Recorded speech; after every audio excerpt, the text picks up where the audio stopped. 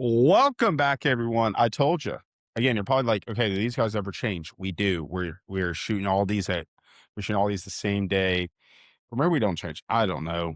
Maybe we should have just like had a wardrobe ready. But anyway, These are our but lucky shirts. What do you mean? it's exactly. If you see us wear these shirts, our picks are going to be spot on.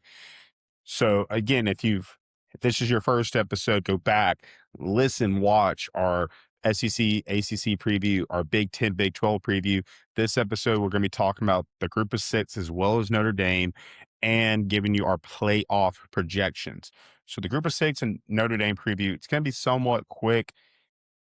We're just going to kind of not deep dive, but dive into who we think is going to be the G6 representative and maybe some other teams who can represent those conferences, as well as tell you how we believe Notre Dame's going to do.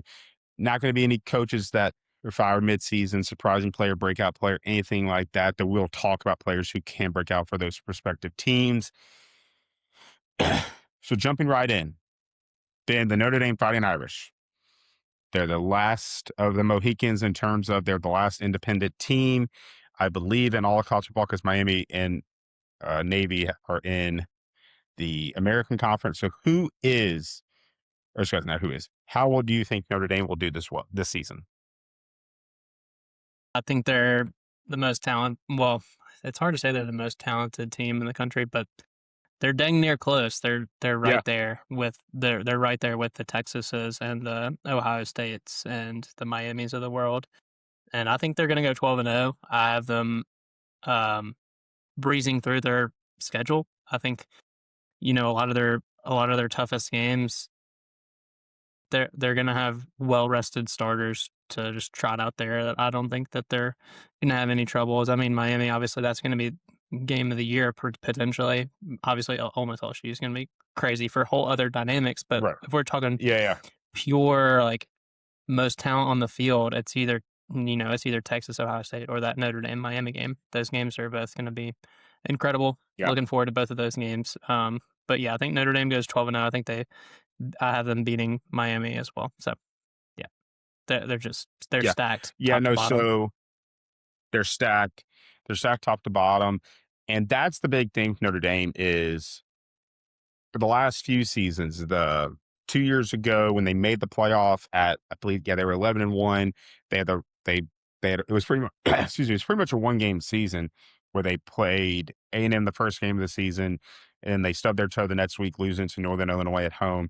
But then they ran through the rest of the season, made it to the national championship game. Last year, it was a 2 game season. You had the Miami game again opened up the season, and then you had week 2 against Texas A&M. They lost both of them, and that's what ended up keeping them out of the playoff. But that's why I think this team, especially the fact how the Miami game is not until early November, so it's not right off the bat like, hey, you better win this game or your season's done. Pretty much because they continue not to play in a conference. But also, I think another caveat that is going to help them this season is the fact that the playoff is changing the rules for them to help them because last year I believe they were ranked 10th in the final poll, but because of the G5 pretty much getting 2 teams in because the ACC champ was not represented, they ended up being left out of the playoff and they were ranked 10th, but were left out even though they've been ranked above Miami the entire way, committee way to the last possible second to put Miami and tell them, hey, head to head does matter. But this season, I think they're going to come out, especially they have one of the best quarterbacks in the country, CJ Carr. And unlike, other quarterbacks that we might have discussed, like Arch, things like, Arch, Bryce Underwood, those kind of guys who we expect to make that leap, Devin Dampier also at Utah, he ain't got that much to leap from. Like he had a tremendous redshirt freshman season. He's one of the top NFL draft prospects coming into this season at the quarterback position in a loaded class. Of course, we thought last season's class was going to be loaded, and I think there was 2 quarterbacks taken at the first round. And so that is with Notre Dame, it is a 1 game season. The big question mark that they have is how do they replace the running backs? Because not only did they have a top 5 pick in Jeremiah Love, that was taken in the draft. But they also had Jadarian Price, their backup, who is like second or third to Love and Jerome Bettis for and like all of the career rushing yards and rushing touchdown totals with the way he performed last season. So I think when it comes to Notre Dame, now Jadarian Price or not, yeah, I think it's Jadarian Price. No, sorry. Aeneas Jeremy Price was the guy to talk about. But Aeneas Williams is going to be the starter more than likely. Had, average 9 yards carry last season.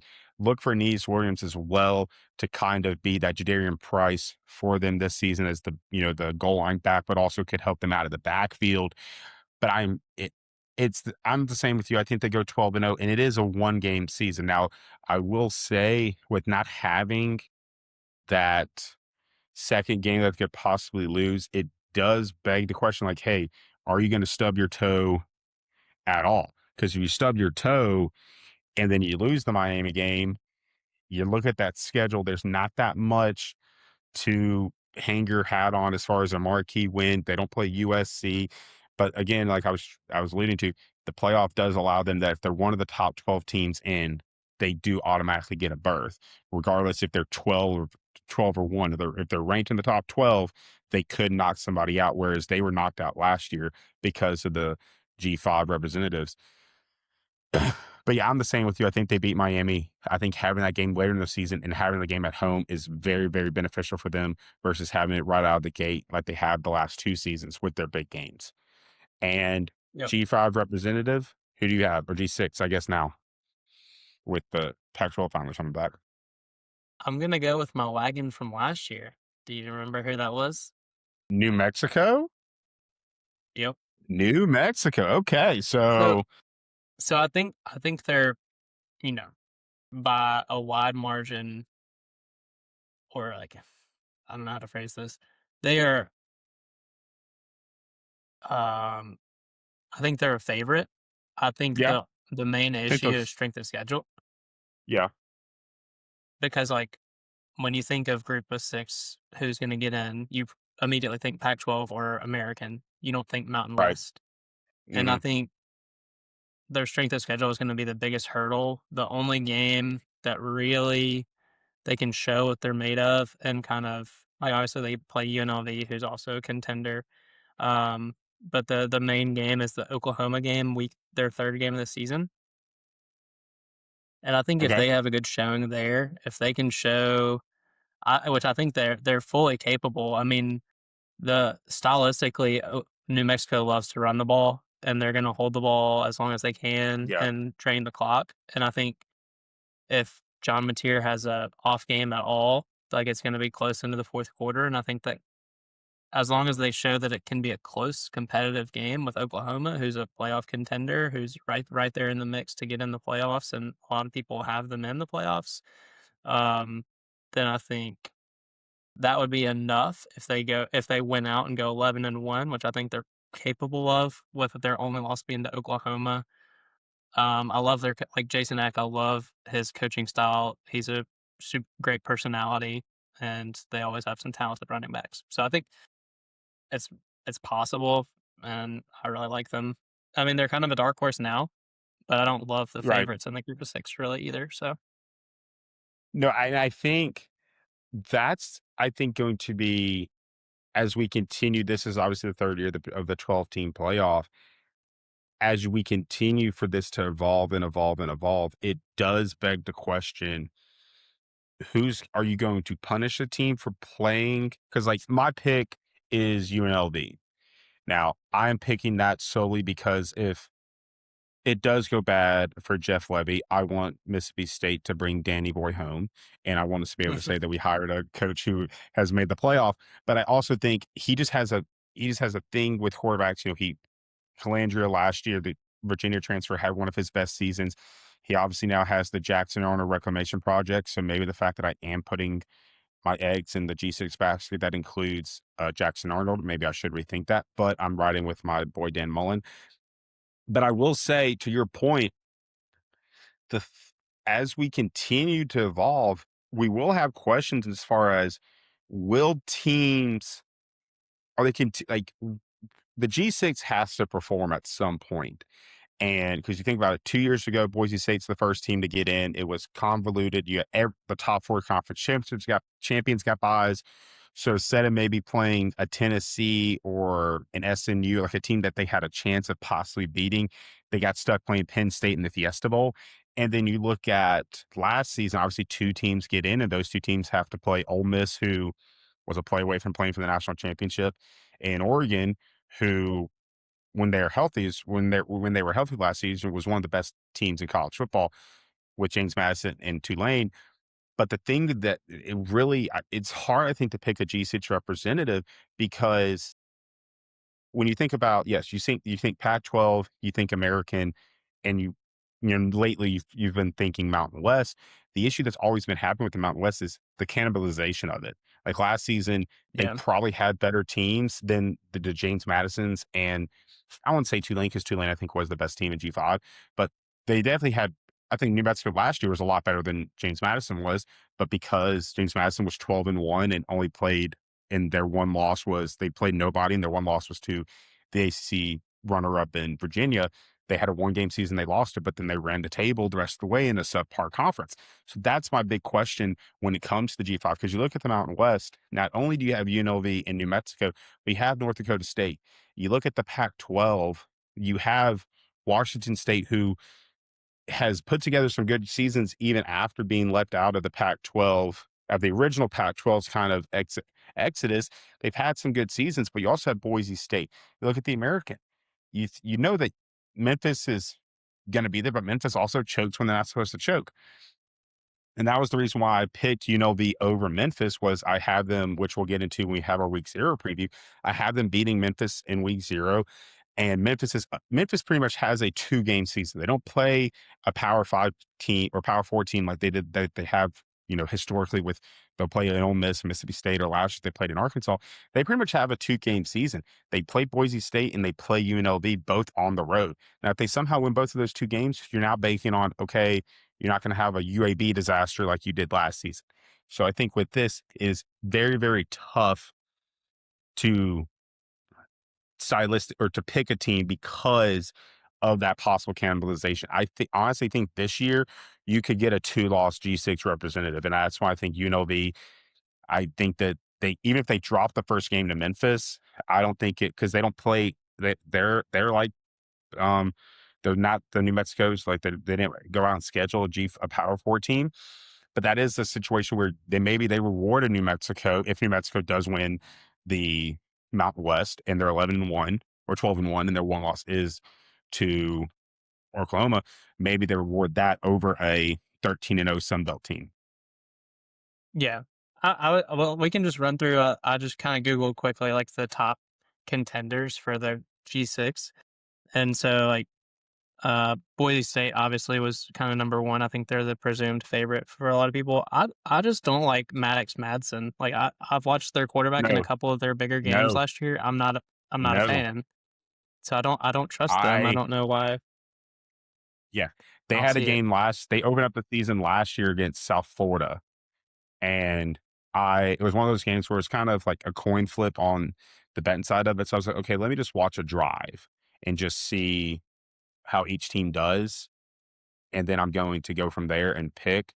After one drive of watching Mattis Max, and I put a whole unit on South Florida to cover that spread, and I think I upped it. It ended up being a blowout win for the Bulls because when he was good 2 years ago when he had Ash Denty.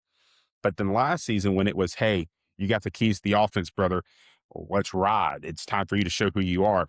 He showed who he is. It's just a middle of the road G6 quarterback, which is nothing wrong with that. There's absolutely nothing wrong with that. But when you talk about playing for a national championship, trying to represent the group of 6 in the positive light, which I think they have to start doing if they want to continue to have this bid be available to them. You have to start thinking about that's why I think the committee needs to start doing is saying, hey, forget the team that might be the best team with the record. We have to pick of the champions the best team. And maybe it is a 2-loss UNLV or a 2-loss New Mexico if they lose to Oklahoma and then lose UNLV, but then win the rematch. Maybe it is a one loss Memphis, and Memphis's one loss uh is to UNLV week 0. But I don't that's my thing with Boise State is it's just been a continued cycle because they were the darling, they're the original one of the original BCS Busters. So they've always been like on the forefront of people's minds of, hey, this team, they're always going to be good. They're going to go undefeated, win or lose one game. Like they're always going to be good. Like Kellen Moore, Jared Zabransky, Ian Johnson, like this team, it's Boise State. And then 2 years ago, we thought that was true with again the Ashton Dempsey season. But then you saw last year, Maddox Maxon, unless he has an all world running back, he's not going to lead this team. So if that is ends up being the representative, because like I said, the new Pac-12 doesn't really impress me. Like they pretty much got all the Western schools in the Mountain West, save for New Mexico, and then they have the two holdovers in Washington and Oregon, in Washington State and Oregon State. Yep, I agree. And then the one of the other favorites is Navy. I just can't get behind that. I mean, there's just like a mental block for me for them. Like, there's just no way I could pick that. Yeah. Um, I could see it. So Like, I have a they're question. exciting. Right. So I have a question. Right. Well, and it's exciting always to have like service academy do well. But I have a question for you. So this was brought up on the Brandon Walker College Football Show because a caller had asked this question. Because he was like, hey, if the US just decides, hey, we're gonna win, however, one of our service academy schools win a national championship, like, and they just put all like defense funds, instead of putting it into defense funds, they put it into NIL dollars. And Okay. then it ended up being like you bring Steve Sarkisian or Lane Kiffin and just have them spread it out. Do you think it's a stylistic matchup because of the triple option, or do you think it's just the factor of what's, I guess, for like my question to you is like, what is that main factor? Is it That I just a can't get over stylistic? the hump. Yeah, Uh, I think they've just been talked about so much recently in the yeah, past few years of being contenders for that playoff spot, and they've always kind of fallen off when it mattered most. I think that right. they're not necessarily like you said, Same with maybe they don't have Memphis. the yeah, yeah, it is a very good comparison with Memphis. It's like the American, similar to the Mountain West, cannibalizes itself so much. Yeah, Tulane kind of was a clear favorite, like a clear team that kind of stood out from the rest last year, but that's kind of rare recently. And the other thing too, I think you kind of pointed to it as coaching, maybe not the best for those teams. And so when it matters the most, maybe they get out coached a little bit or even out talented. I mean, realistically, there's probably a lot of recruits they miss out on just because they have to sign the contract to join the military. Like that's kind of a big deal. So, um, but for me, I think it's more of just like that would be exciting, and then they just fall off. And part right. of it too is they play Notre Dame late in the year. Pretty much all of Yeah, them do, and so it's like that's going to be a blowout. And then now the reputation is smeared for the playoff committee because they just got right. destroyed. Do we really want to put a team that just got demolished by a playoff team? Do we want to put them in the playoffs just to get demolished more? So I think that's also a bad look. If they stop scheduling Notre Dame, they might actually be able to get in the playoff. I think they But have to though. I think it's just one of those things. Like one of them like has to always play Notre Dame, like one of the three or one of the two with them in Miami. do they have to though? Who's I don't know if forcing they. them? Who's forcing that? Who's If forcing them? I don't know, but I agree. But They I could play do. Eastern Illinois instead and be 12 and Right, 0. I mean, come on. and I think that is when it comes to the G6, and like I rambled on it for a little bit, but like that is I think the big question. Like you brought up New Mexico. If New Mexico goes out there and let's say, because like you said, like we watched a lot of them last year because obviously they're one of your wagons. I think like one of our live episodes, they were creaming the corpse of UCLA before UCLA had made the coaching change. And Yeah. that's the big thing with G6 teams is like they have to put in, they know in order, number one, to make money because most of the time it's a buy game. But number two, in order to possibly make a headway into competing for a champion or a playoff spot, they have to schedule one of them just to, and they're praying, let's just not lose by 50 or let's not lose by 40. Let's make it close. That's why New Mexico, I think, because they run a similar stylistic offense to what we saw with Oklahoma last year later in the season. Now, of course, John Mateer, which we didn't really touch on Oklahoma that much. I think we will maybe later, but that's the thing with, New Mexico. If they're able to make that, like, let's say a 20-10 game or 27-17, like they keep it close, but also like they make plays, like it's like you're into the fourth quarter, it's a 3-point game. And then that leads to them going 12-1 or even 11-2 if they lose the first matchup to UNLV. That I think should weigh more on the committee minds than their record being 11-2 and having two losses versus a let me just say Memphis. Like, let's say Memphis goes 13-0. Again, they don't play a Power Four team. They have two big games with they have two big non-conference games with UNLV and Boise State. But let's say they struggle in both those games, would pull both of them out, and they're on the road because this would be a road game. Do you think that would, like, I feel like the 11-2 team who at least played a Power Four team and kept it close should hold more value when we're trying to make that game competitive versus a team that goes 13-0 and doesn't play anybody. Not saying it has to be Memphis, but just anybody like Sun Belt, anybody that goes 13-0 but doesn't play a Power Four team that year. I feel like the 11-2 team that plays a team in the Power Four should, and they don't get creamed, should hold more weight than a team that doesn't. No, I totally agree with that. I think, like, if we just hold your example, I know you said, like, any other team, but, like, for Memphis's case, if they go, which this is never gonna happen, like, Because we they'll know the lose a game history to with UNAV. Memphis. Yeah, They'll we know the lose a history game to with Memphis. This is UNAV. not happening. But if No. they go 13-0 with wins over Boise and UNLV, who both are right now, as we sit here, favorites to be the group of 6 representative. Like, if they go win both of those games and are 13-0 versus New Mexico, who would have, in that case, would have at least one win over UNLV, so it'd be comparable. And then a close game over Oklahoma, and they ultimately lose.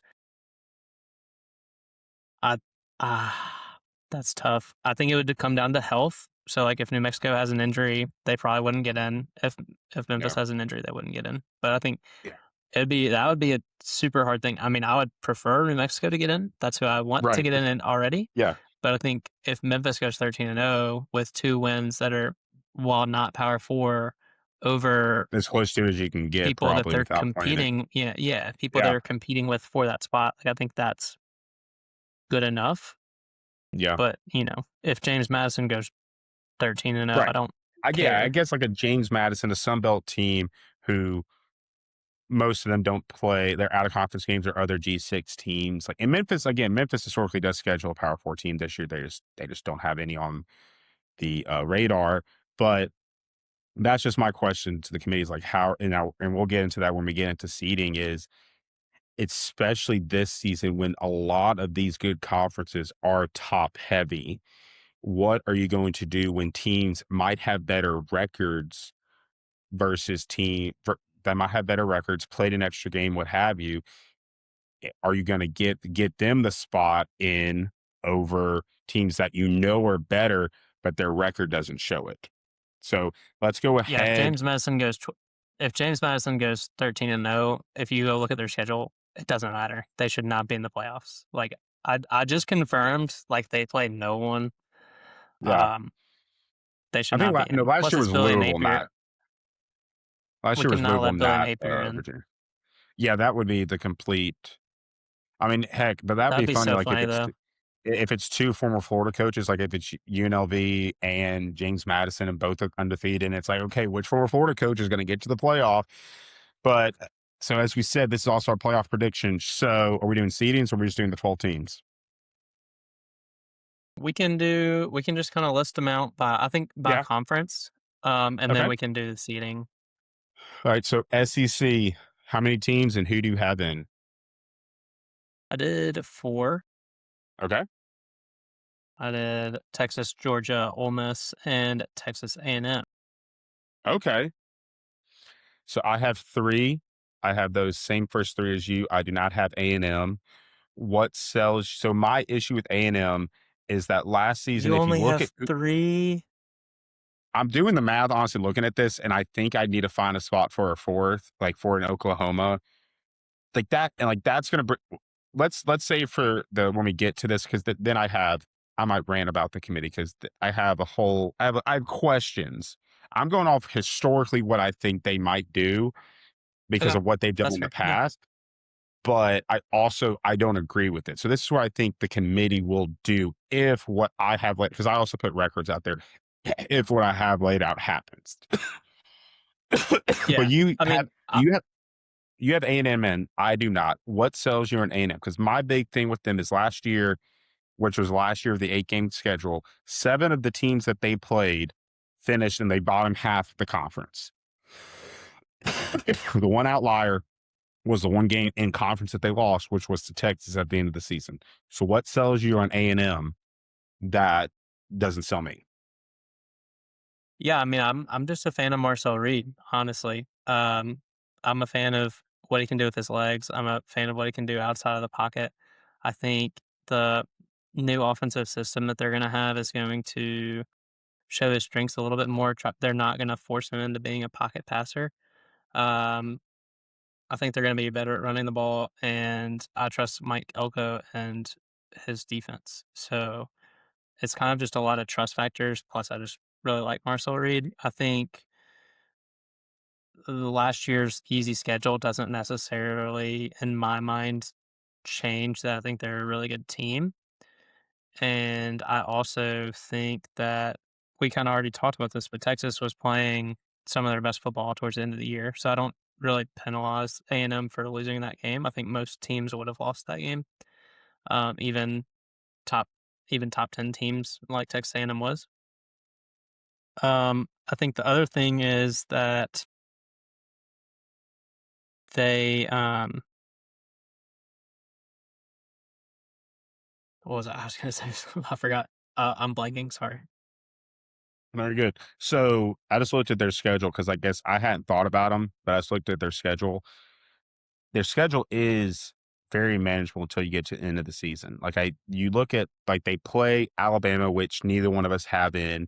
So obviously, theoretically, they would win that game. Their Yep. nets before they get to November, their toughest game is probably the Alabama game, which is in the last weekend of March or last weekend of October, and then before that, maybe at LSU. But my biggest thing with the But SEC I continue remember is what it I the was gonna say. yes, Yeah. So the Miami game. I mean, that was just super crazy circumstances where the wind was just absolutely insane, and yeah, it's just kind of it was a coin flip game, and Miami scored a touchdown to win. Like that's all it took. So yeah, I think yeah, if they play that game, 100 other times, Texas A&M might win more than 50. So yeah, or and if you play it at maybe a neutral, which these first round games are not going to be neutral site, they are yeah, going if to you be played that game in a dome, dome, then it's Texas fine. A&M, Yeah, yeah, yeah. So my big thing with the SEC, and this kind of piggybacks off of the tweet that I sent you and Corey, who's our producer yesterday, where I think it was David Cohen of the Cohen, and I forget the two brothers' last names. Crane, Yeah, Cohen and Crane, or Crane and Cohen, whichever the order is. But he put out a tweet, and he pretty much had 6 teams in of the SEC in the playoff. He had we talked about, I think, in the SEC preview, he had like 3 teams going 8-1. He had another 3 teams going 7-2.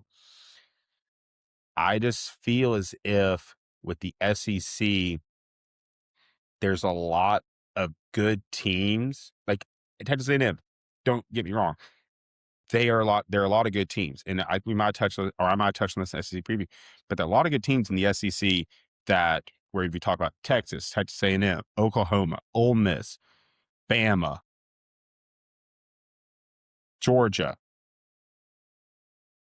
Texas, all right, Texas. say Texas, yeah, Texas. There's 6 or 7 teams in the SEC that all think that they could win 10, 11, maybe even 12 games. And while they don't all play each other, enough of them play each other to where it's like someone's going to be holding an 8-4, 9-3 record at the end of the season. And a lot of them might end up because you talk about the bottom of that conference, I do think is getting better with Vandy obviously playing the way they did last year, winning 10 games. Mississippi State could potentially have a good season. I think um, Florida's obviously going to be better. LSU's obviously going to be better. And of course, I mentioned LSU in Kentucky. those six. Kentucky's going to be a lot better. And Auburn, I think, could be better. So a lot Yeah, of those Auburn should teams, definitely be better. so with a lot of those teams getting better, it does, I think, beg the question: do we end up with a bunch of teams that we were 2 years ago when Ole Miss, South Carolina, and Alabama all finished 9-3, but were on the outside looking in? And I guess I can just rant a little here. My biggest question with the committee is: are you going to start giving teams the benefit of the doubt when they have to play a ninth conference game? Because that was one of the big things with the SEC. It's like you only play eight. We're now playing nine. So it's like, okay, are you going to give them the benefit of the doubt if a team like, let's say Texas last season, and, and they go 9-3 like they did, but it's a 7-2 conference record versus a 6-2 conference record, and they lose to they use Ohio State like they did, and they lose to, let's say they lose to A&M instead of Florida, and they lose to Georgia. So a team goes 9-3. They're all three of their losses are the teams that are in the college football playoff. And if they lost to A&M last year, if they lost to A&M last year, all three of those teams would have probably gotten buys in the college football playoff. Are you going to penalize that team and leave them out, versus a team like Louisville or someone like that that goes 11 and or that goes 10-2, but they have a better record, so we're going to give them the tiebreaker. Like that's, I think, where with the SEC, why I only have three teams in, because I see a lot of teams that maybe will enter conference championship weekend and have a game, but only have one or two losses. And we've seen historically in the 2 years, they don't penalize the loser enough to knock them out. Like Alabama last year, granted they beat Oklahoma in the rematch, but they probably should not have been in the playoff given what they showed in the SEC championship game against Georgia. SMU 2 years ago should not have been in the college football playoff with an 11-2 record. I get they had to play the extra game, but they should not have been in the college football playoff because they lost to Clemson, who was god awful, and lucked their way into that game and lost on a 50. Now I get it, you lost on a 56-yard field goal, but that's just how the cookie crumbles sometimes. So I think that's my question with the committee. Are you going to continue to not penalize teams that have to play a conference championship game, and penalize teams that don't? Now, granted, if you start penalizing teams that do, then the conference championship games might just go away. But it's still a game. Like you have the you control. It's like college basketball. You control your own destiny to get to the dance. If you win your conference championship game, if you win or your conference tournament, if you win your conference championship game, you get an automatic bid more than likely. I think it matters too. Like the with all the tiebreaker situations, it's possible that, especially SEC wise, that the second team in the conference championship is not a top 12 team, similar to like the Right. ACC with Duke. Yeah. Like it's possible they're not a top 12 team, and if they were to lose that game, that doesn't make them more qualified for the playoffs. So definitely Right. need to be able to draw that line as well. Right. Well, Um, so that was our SEC. So again, you have four, I have three. We have the same three, and then you have A&M. What about the yeah, ACC? I just don't trust Oklahoma's offense to, and we already talked about Bama in the SEC Yeah. preview, and then Yeah. LSU. I think we're both out on, so Right. playoff Yeah. wise at I least. think LSU's a year away. I think Bama is a coach away. I think Oklahoma's a quarterback and possibly a coach away. Because that's the thing. We didn't talk about this because I don't think we talked about Oklahoma at all. But if that goes haywire this season, and Venables, because he's been down, up, down, up. He went 6-6, 10-2, 6-6, 10-2. So they're due to go like 7-5, 6-6. If they're going 7-5, 6-6, he's probably out of a job. And who knows what they do go from there. So like, yeah, I think LSU's a quarterback away. I think Bama's a coach away, and I think Oklahoma's both possibly away. So AC kind of mentioned the ACC. Who do you have in? Do you have two teams, one team? How many bids? I just felt comfortable putting Miami in. I didn't put Okay. a second team. So I did. I put Louisville in. Now, granted, that was kind of what I talked about in the ACC preview. I think that team, if everything breaks the right way for them, if Yeah, they just lose to Ole Miss, and then they win because they don't play Miami in the regular season. And I think the rest of the regular season is manageable enough to run through. Now, granted, again, you gotta actually do it. But if they do end up going 11-1 and lose to Miami in the rematch, that's where the argument I just had. It's like that's the question you have to answer. Like, let's say A&M goes 10-2, Louisville goes 11-1 and or 11-2 with the loss. Like I probably put Louisville in over A&M is more than likely what I ended up doing. So it's like that's my question with the committee. A&M's probably on paper and on the field looking at it better than Louisville, but Yeah. do you mark an a team that was 11-1? But really, if you look at that schedule, unless a team comes out of nowhere, I think they might play Virginia, so Virginia has the chance to be like a top win. But if they don't, the one team in the regular season that they play is Ole Miss at a neutral site, and if they lose that game, then you're playing then and then you lose the team that the other top team you play against in Miami. It's like, do they reward you? Which I think they will, just because historically they have, especially if you play in the conference title game. Do they reward you and give you a bid, or they give the bid to a more deserving team? So I went with two out of the ACC. Big Ten, how many do you have? Big Ten, I have Oregon, Indiana, Ohio State, and Michigan. Okay. Oregon, Indiana, Ohio State, Michigan. I have Oregon. I have Michigan. I have Ohio State. I think Indiana goes 9-3. Now, I could be completely wrong. I could be sitting here with egg on my face after they beat Ohio State in like late September or October. I mean, I just, again, I think they go 9-3. I think they lose to Michigan. They have to go to the big house. I think they lose that game. I think Ohio State gets vengeance and wins the game in Bloomington. And then I think they lose to Washington late in the season. I mean, yeah, anything's possible. I can't fault you for that. I think, two seasons of sample size is enough to just be like, all right, they're going 16-0 again. Yeah. I think people are definitely quick to be on the like Kurt Signetti is like the new Nick Saban or like the new best coach in the country. So I think there's definitely reason to suspect that there's at least a little bit of a drop off. So And the other thing and I know Hoover was good at TCU. Um, I I don't know if he was good enough. Now, granted, Mendoza probably people thought he wasn't good enough at Cal, and then that offensive staff turned him into a Heisman Trophy winner, first overall pick. So if I'm wrong on Hoover, I think I'm wrong on Indiana. Because if I'm wrong on Hoover, then I think they win. They win at Washington. If they win at Washington, then they probably and they're 10-2, and their two losses are to Ohio State and to Michigan, two other playoff teams. Then they're probably in. The loss at Washington is what I think could end up keeping them out at 9. yeah, I would agree. I mean, I think we didn't really talk about this in the Big Ten preview, but I think because I am very high on Indiana, but they did. I mean, they lost a ton on offense. Like I think they have three receivers that are just in preseason training camps right now, doing Yeah, pretty well. Then they have a running back that was starting this week, I think, preseason. yeah. So I mean, and then obviously Mendoza with the Raiders. So I think they definitely lost a ton.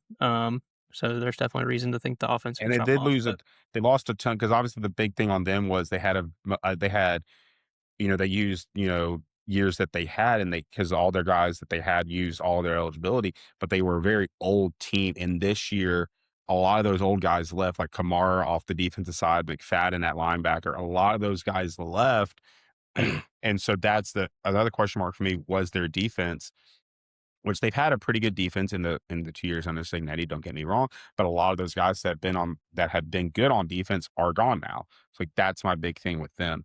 Big 12, I'm just doing the math, so you have um, 4 and 1, so that's 12. So Big 12, I'm guessing you have one team as well? Texas Tech, yeah. Texas Tech. I gave I gave a nod to Utah.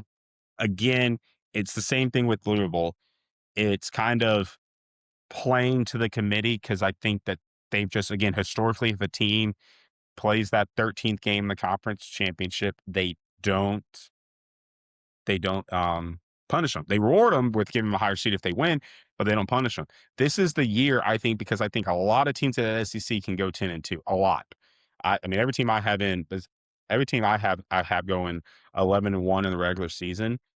But a lot of teams in the SEC, I think, can go 10-2. And I have Michigan at 10-2 getting in.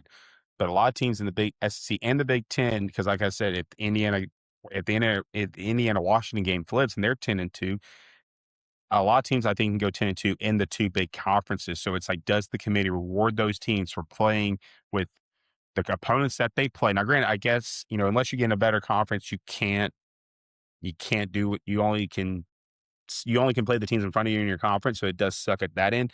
But it's like, I think Indiana, who I have out, in Oklahoma A&M, who I also have out, I think they are better than the Utahs and the Louisvilles and should get in. But it's just the committee. If a team gets there to the conference championship game, they don't punish them. They only reward. No, yeah, I can totally see that. I think, if Utah were to go 10-2 or even 11-1, I think that they're definitely deserving of at least Yeah. a really solid look. And if they win their conference championship game, obviously, then they're gonna be in. So And then I'm assuming you have Notre Dame in, and yeah, obviously because we're both having to go undefeated, and then and then we each have a Mountain West team in. I have UNLV. You have New New Mexico. Mexico. So, because I know I kind of talked about it. What are your thoughts on the committee? Should they start doing because what I went with what I think historically done, and you Yeah, kind of hinted at this. Do you think, because again, this, if you start,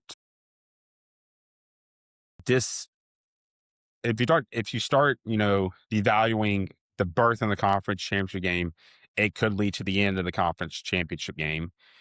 But so do you think that's a tough scenario, good scenario? Like, what are your thoughts on all that?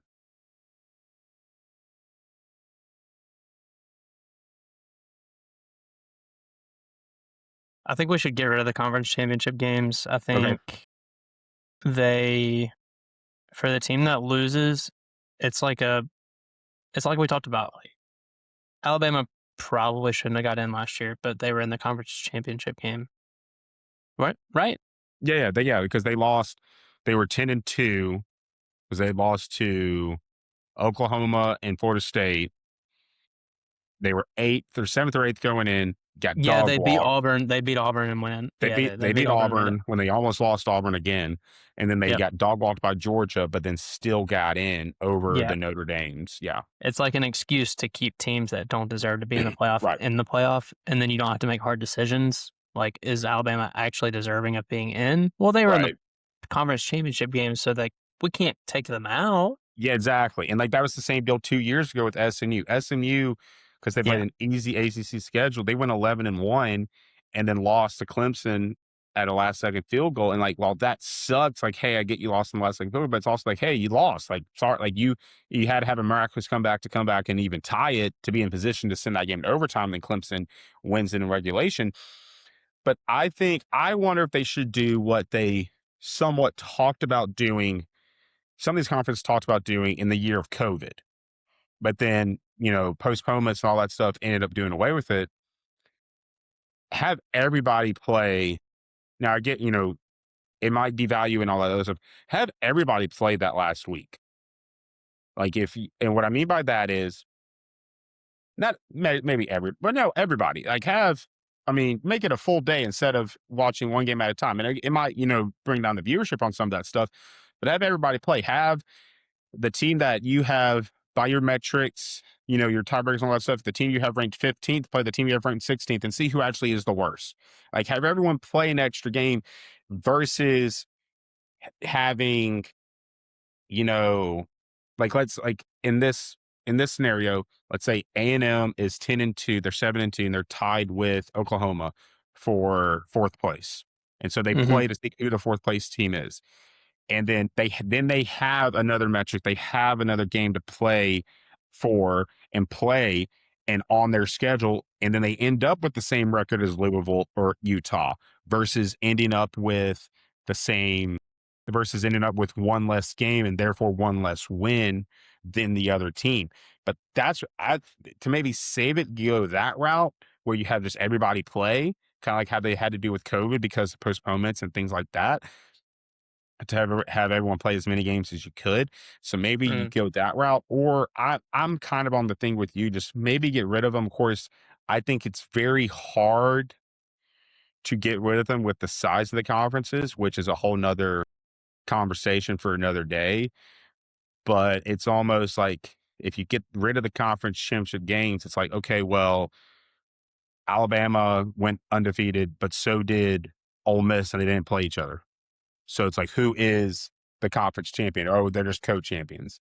And I think Yeah. teams kind of got tired of that, and they were like, let's just have a championship game. But yeah, I think they should as well. But maybe a way to save it is just have everyone play. You rank the teams how your tiebreakers go, and then you go from there.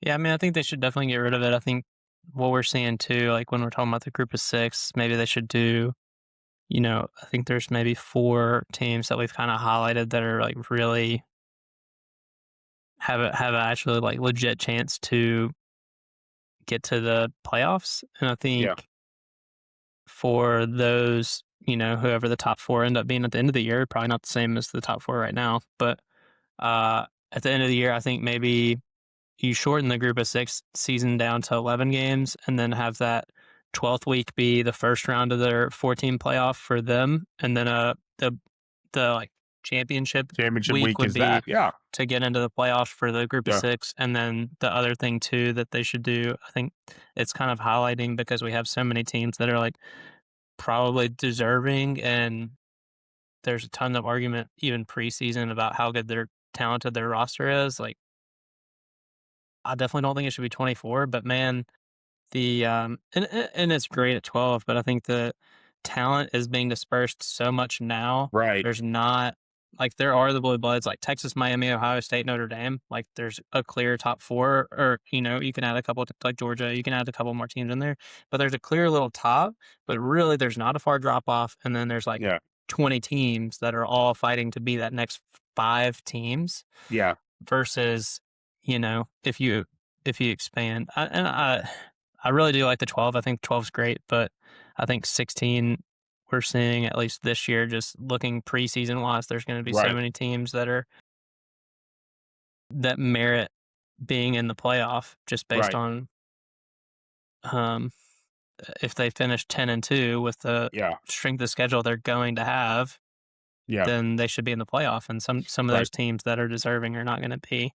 And you can argue that that's good. That's a good playoff system that good teams are getting left out, but Left at the out. same time, you gotta make sure, like you said, the playoff committee is doing a good job and Right. And has like, clear set boundaries and rules. So yeah, and like that's the big thing because I think, because like you mentioned, getting rid of the conference championship games, which I don't disagree with.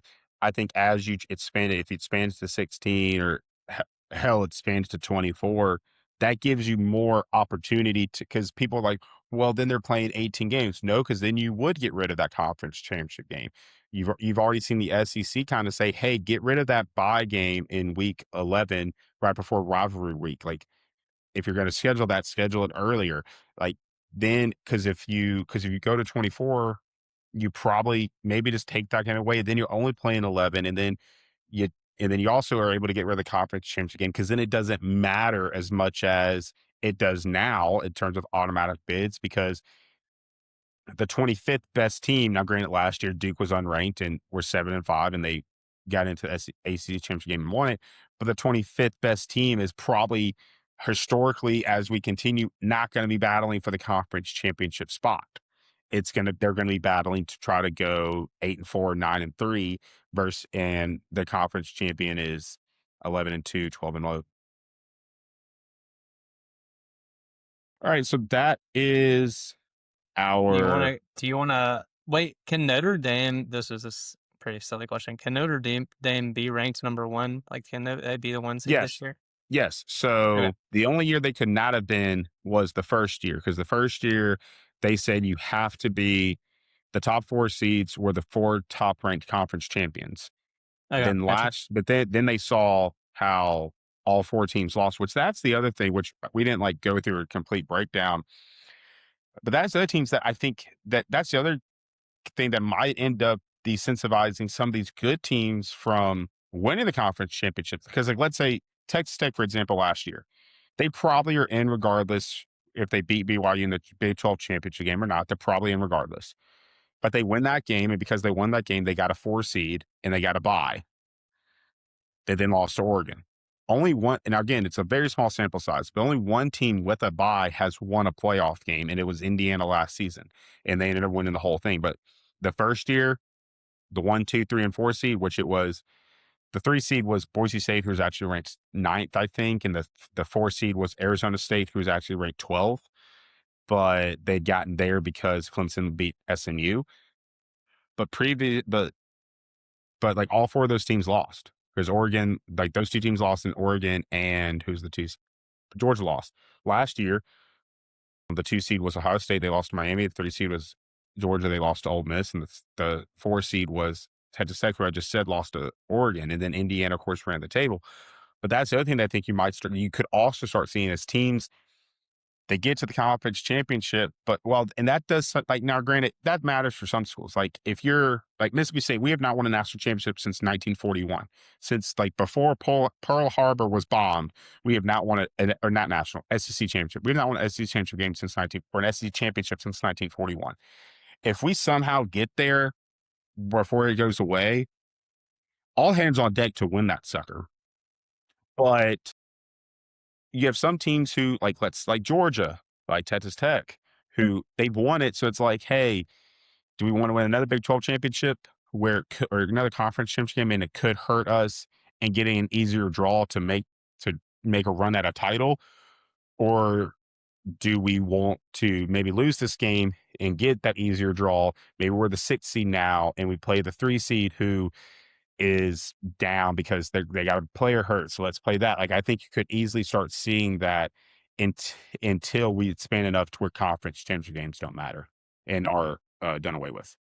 Or you could be Ole Miss and you don't want to play in the conference championship game because then you would have to keep your coach who's leaving you. And Right. if you don't keep your coach who's leaving you for the conference championship game and you happen to lose with your new coach, then now the playoff committee has a Has sample a size of you not being the same good team with the new coach. So they're going to leave you out of the playoff right. completely.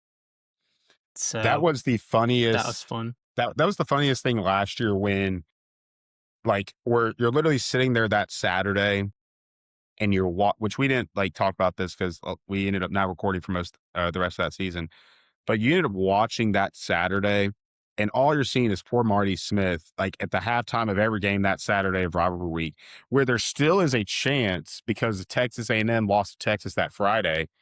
There still is a chance you're leading into the Iron Bowl because the Iron Bowl, it's like, hey, if Bama loses, Ole Miss is playing for the SEC title, and you're just leading it in, and you're like, okay, like what is going to happen? Like is he going to leave? Is he going to stay? But what if he plays? What if this happens? That was maybe the funniest scenario of the entire. And then, lucky enough for Ole Miss, Bama won the Iron Bowl, so they got the SEC championship game bid. And then Ole Miss was like, okay, we can do away with Lane because that was like the biggest question is like, what do they do with them if they lose? Because it would have been Georgia again, and so it's like, okay, what if they just let Lane walk? And granted, it ended up being Georgia when it mattered the most in the Sugar Bowl. But it's like, who's to say? Like that gave Pete that time away gave Pete a game against Tulane, but also gave him 3 weeks to prepare Yep. versus as it would have been 5 days to prepare or 6 days to prepare. But again, that is our uh, playoff preview. My picks will probably suck because I think the committee hopefully this year grows a brain and teams like Louisville, and I love Utah, but teams like Utah who probably don't deserve a bid over some of these other teams, even though they have a quote better record, get left out. Next episode, it's going to be a little smaller. It's the week 0 preview. We'll highlight the big games because there's not that many, and we'll give you our picks and preview into that. So be on the lookout for that. See ya.